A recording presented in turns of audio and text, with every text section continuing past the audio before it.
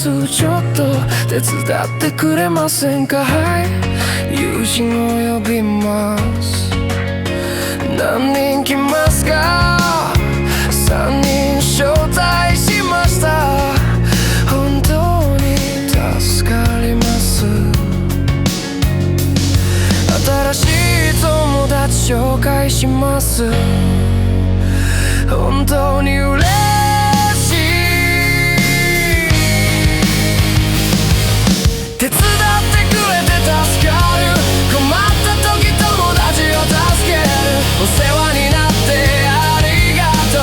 パーティーに招待してもらう。新しい人紹介してくれる。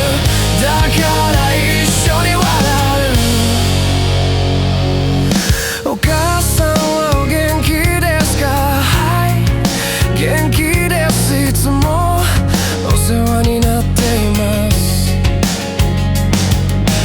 来週家族を招待しますか。はい、一緒にご飯を食べましょう。新しい家を紹介します。